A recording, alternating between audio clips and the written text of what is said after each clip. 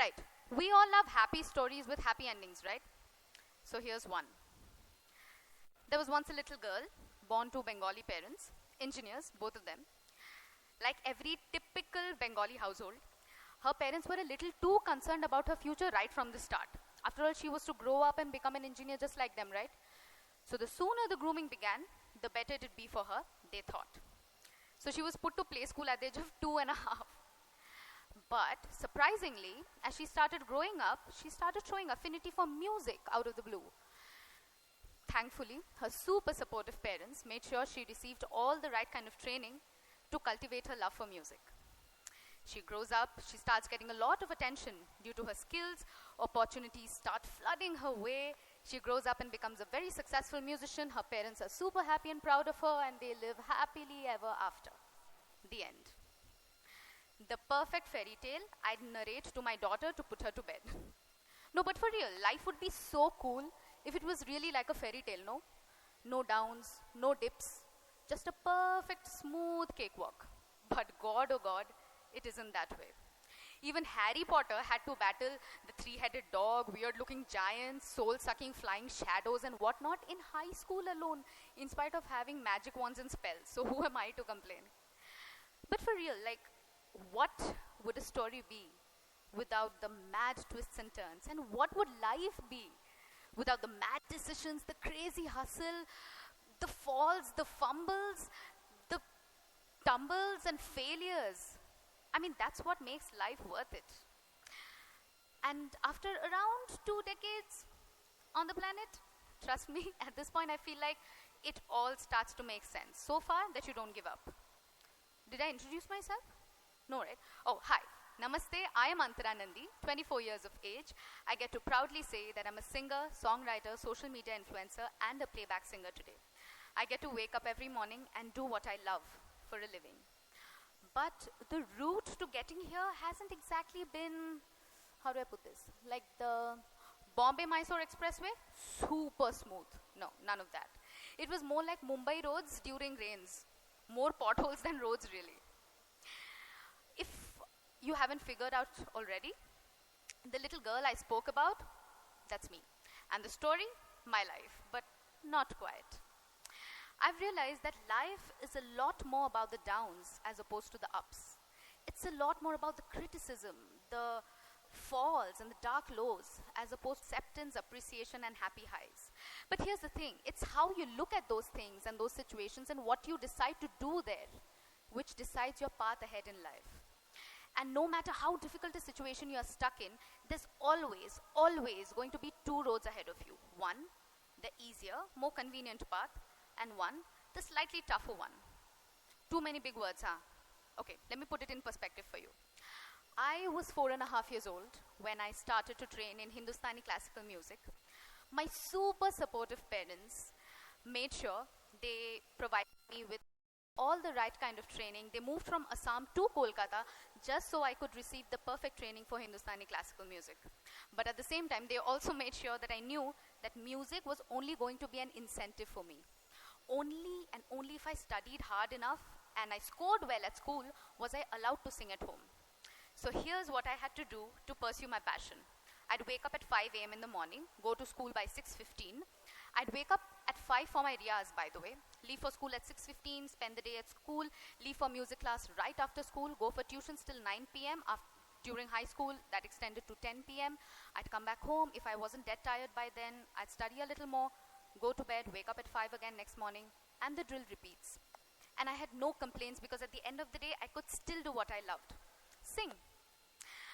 It wasn't until I think I was 9 when I first became a part of a national television reality show, which by the way was a complete accident and was completely unplanned. But it was only after I got to be a part of a national television reality show that I started to think that maybe, just maybe, I am not all that random. That's what happens when you suddenly get a lot of validation from people you've only read about in magazines or watched on the television screen. You start to feel like maybe this could be a career option, you know.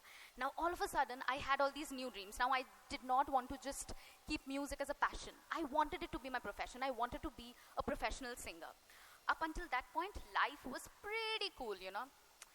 But then the downs started hitting one at a time.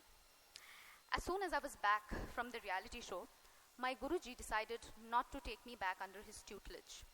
He decided not to teach me anymore. I was devastated. There were two places on the whole entire planet that I could call home. Of course, my own house, and apart from that, my music school, because that was the only other place where I could express the way that I knew how to express, musically. I never had to think about judgment. I could completely just be myself, and now the doors to that house was shut forever. And moreover, I had all these new ambitions and goals. I now suddenly wanted to become a musician professionally. Who was going to guide me ahead? My parents were super enthusiastic, but they were engineers who had no idea about this line. Now I had nobody to tell me right from wrong, how I'd go ahead. I was just stuck, and all these dreams and ambitions started weighing down on me. I just felt stupid for having these dreams. Remember, I was talking about these two paths sometime back? This was the exact moment when my mom said this to me for the first time. She said, whenever you are stuck, when you think everything's over for you, remember, it's not. There's always going to be two paths ahead of you. One, the slightly easier, more convenient path, and the other, the comparatively tougher one. In this situation, my easier path would be to keep music as my hobby, the way that it has been so many years, take academics a little more seriously, work hard, follow in my parents' footsteps, eventually become an engineer, and since they've been into this field all these years, they would definitely be able to guide me better.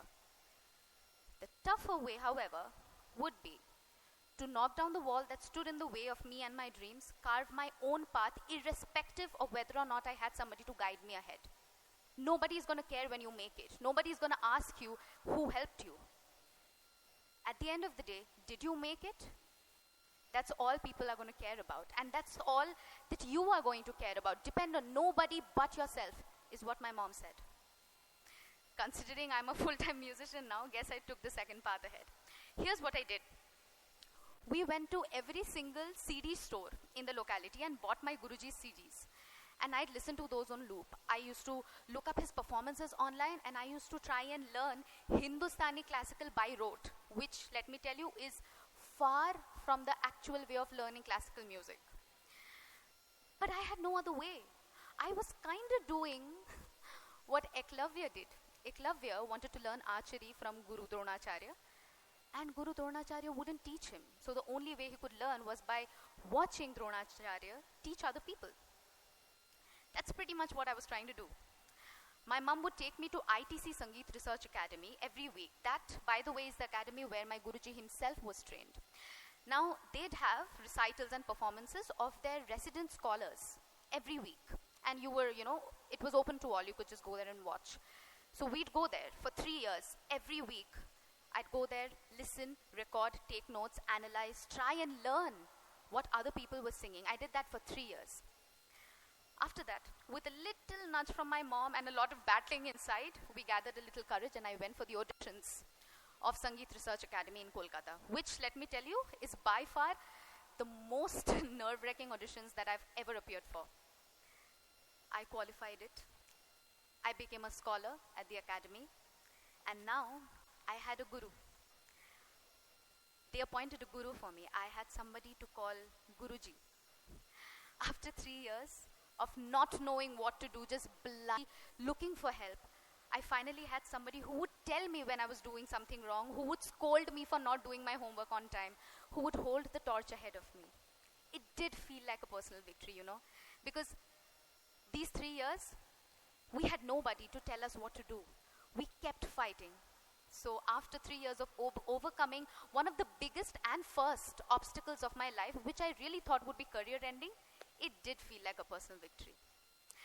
Few years down the line, I had by then started getting some commissioned work as a musician. I was, I think, 13 or 14. That's when I got a call from a music director, eminent one at that. I went for the recording. I did the recording. Guess what I was told after the recording? I was told, hey, I hear you're a bright student at school and your parents are engineers. I said, yeah, that's true. I was very proud of it. Then the respected music director said, "So then why are you wasting everyone's resources and time trying to do something that's not your cup of tea? Your voice is anyway not sweet enough for you to become a musician." Telling a 13 or 14-year-old that the only dream that you've ever had is pointless. And the reason is that your voice isn't sweet enough. Now I'll tell you why that is frustrating to musicians. Any musicians in the house? Anyone? Okay, I see. So you'll understand this. I'll tell you why it's very frustrating to hear that your voice is not good enough. It's because as a musician, you can work on your skill set. You can work on your tans, your gamaks, your therao, your gaiki. But you can't work on your voice. Your voice is your default setting. You're given that. You're born with a tone. Want it or not, gotta live with it. And I was told that my voice was the reason I should not become a singer. I broke. I thought, what on earth was I doing? Why was I daydreaming all this time? And just when I thought it couldn't get any worse than that, I lost my voice. When I say I lost my voice, I went through a voice change period, which girls usually don't go through, guys might relate. I went through a voice change period wherein I completely lost my voice. I went mute. And when I tried to sing, I used to sound very hoarse. I didn't know what to do. I thought it was the end of the world, completely. Let me throw some light on how my life looked as a whole from a third person's perspective. So I was sort of trying to live like two people in one body, Hannah Montana. So there was the musician side and there was the school-going side. So the musician side, this is what was happening. So I was going to music school, learning stuff, battling with what the hell is on with my voice, why can't I sing, who's going to give me the next opportunity, what happens next, self-doubt and all that mess. And then the school-going self had a whole other issue going on. Now since I had a little national visibility, it was an easy approach, unfortunately, for most teachers at school to say things like, oh, she's into music and all that, she's not serious about academics. Ye to gaane bajane wali hai, isse kahan padhai hoga? So I had to work twice as hard to prove that I was just as efficient at school as I was a musician. I couldn't slack down. There was no space for that. If other girls could go to school in a ponytail, I had to oil my hair, braid it, put ribbons and go to school. If other kids could get a 70 to be called a good enough student, I had to push for an 80 to be called an average student. And then there was the constant judgment and comparison. Isme kya khas hai? What special does she have? You know XYZ? She sings so much better and ABC also plays the harmonium. I don't know what she did to get there. School is the one place you spend the most amount of your time, right? So it's supposed to be your second home, you're supposed to feel at peace, but unfortunately I could not because I had to constantly prove myself to everybody at all times. I had to keep pushing myself to just prove the fact that, you know, I'm good enough, you know, I'm trying, I'm there. Just to see other people validate me and say, Antara, you're good enough. But I never heard that. I never felt that at school. You've all heard the story of the crow and the pitcher, right? The thirsty crow, he comes, drops pebbles in the pitcher, the water comes up just at the brim, the crow drinks it, flies away. At that point, I started feeling like that pitcher. And the pebbles were all these uncalled for burdens piling up one after the other. And water was really at the brim, just at the verge to overflow. Thankfully, my parents noticed that. They decided to take the weekend off with me. So all four of us, my younger sister, I, my parents, we decided to go to the nearest beach from Kolkata, my favorite place of all times. And I remember playing some of my favorite songs in the car, and for the first time in a long time, I stopped caring about how I sound, whether I'm hitting the right notes, whether I'm sweet enough. I just let go and I sang all those songs in the car with my entire family at the top of my voice, and we had so much fun. I needed that weekend off. After we were back home, my mom sat me down again and she reminded me of the two roads once again, the easier and the tougher. The easier way here, she said, would be to remain a negative, vengeful person and keep ranting about all things that are not working in your favor. And just be sad about it. That's it. You have nothing to do about it. The tougher way, however, would be to embrace the one thing that you detest most about yourself. And at that point, it was my voice. I decided to do the craziest thing ever. I decided to put out my first YouTube video, my first YouTube cover, Rolling in the Deep by Adele. The video is still there.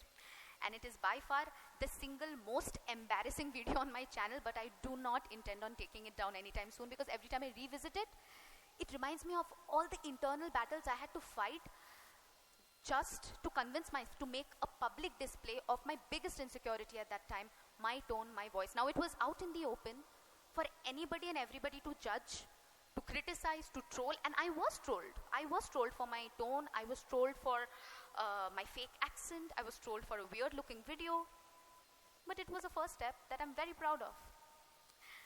You know, you receive help when you need it the most and expect it the least. Just around that time, I got to train in Rahman Sir's academy, Mr. A.R. Rahman's academy in Chennai. I remember after the first few sessions at the academy, I came back to the hotel room, I sat my mum down, and I was like, Ma, I can sing. I can sing Lataji's songs, and I'm able to sing those songs in her pitch. And I remember singing one Lataji song after the other, the entire evening, tears rolling down my face and my mom's. All I needed was a little nudge in the right direction and a little correction of techniques. Around the same time, my social media journey began. It began very randomly, let me tell you that. So, I was based in Calcutta at that time, and I was in high school. My videos, by the way, Instagram wasn't a big thing back then, it was Facebook. So that's where I started posting videos. My videos would look super shabby. I used to be seated in a dimly lit living room, looking tired as hell after tuition, and I'd sing random songs with my electronic tanpura. I'd get like 30-40 views, out of which 10 views would be my mom's, because she'd keep checking kitne views aaye. And around that time, Leslie Lewis sir commented on one of my videos, and very soon after that, Bhupinder Singh ji commented on a video. So for that teenage me, these two comments felt like the biggest rays of hope, because I was looking for the next platform. Who was going to give me the next platform? Who should I approach? I knew nobody. But these two comments, it felt like if I could just sit in one corner of Kolkata and post a video, and that could reach somebody else sitting at the other corner of the globe without me having to take it to them in person, maybe this was the way ahead. So I remember that was the point when I decided to post consistently. I started to consistently post, and then the journey from 50 views to dreaming of 50k views to reaching 5 million views, it happened within a week. All of a sudden, I was all over media. All the people that I thought and expected and hoped and prayed to take notice of me started to comment on my videos. Sonu Nigam ji, Anushka Shankar ji, Shankar Mahadevan sir, Atan Sami ji, they started sharing and commenting on my videos. I thought, oh gosh, I'm doing everything right. It's finally happening. My 0 followers page rose to 2.5 million on Facebook. We were super duper happy, because now that I think about it, I used my social media like my personal reality show, right? It was my platform. I had 100% control on it. I was putting up my content, showing my talent, showcasing my talent on my platform. If I was good enough and my work was loud enough, the biggies of the industry would take notice, which they did. And about the grooming, fantastic grooming, because if you're not good enough, your audience trolls you well enough.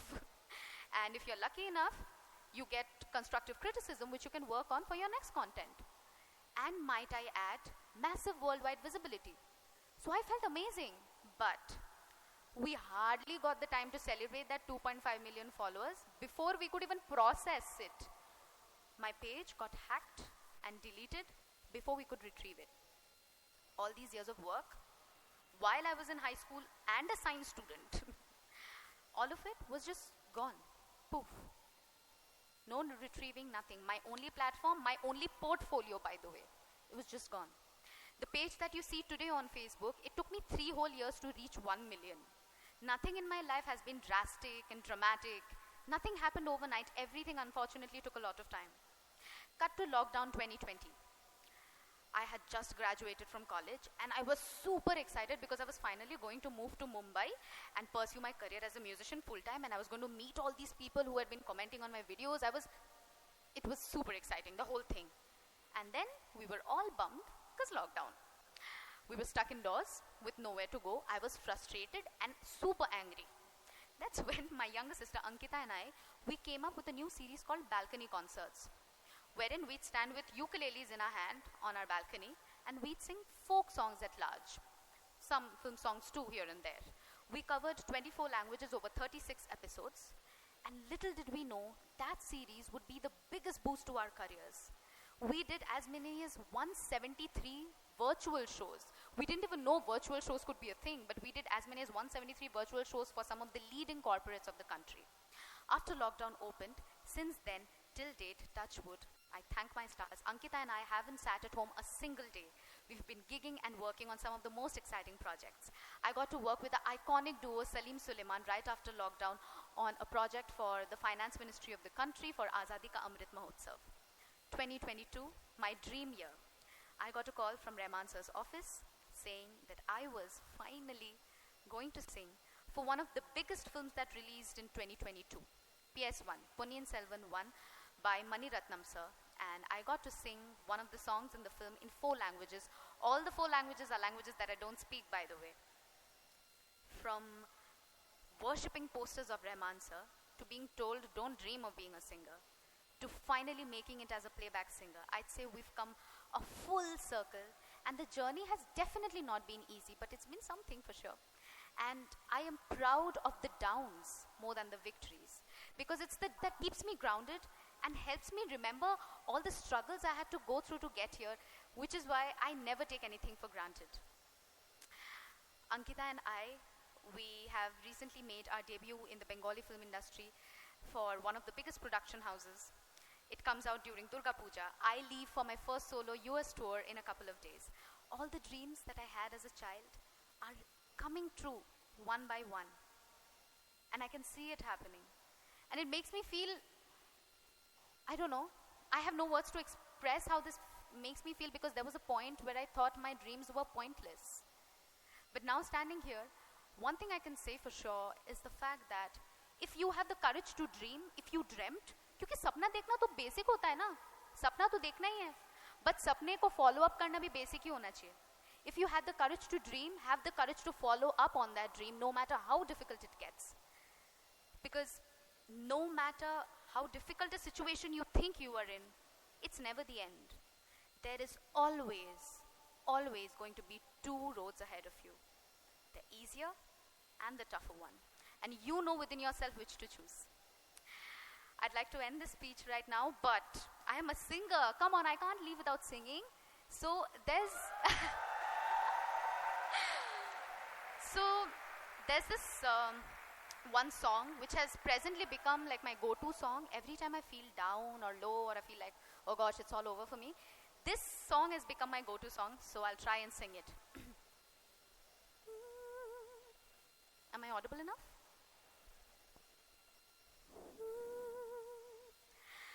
घायल परिंदा है तू, दिखला दे जिंदा है तू, बाकी है तुझ में हौसला, तेरे जुनू के आगे अंबर पनाहे मांगे, कर डाले तू जो फैसला, रूठी तकदीर तो क्या, टूटी शमशीर तो क्या, टूटी शमशीरों से ही ओ, कर हर मैदान फतेह, कर हर मैदान फतेह, कर हर मैदान फतेह रे बंदिया, हर मैदान फतेह.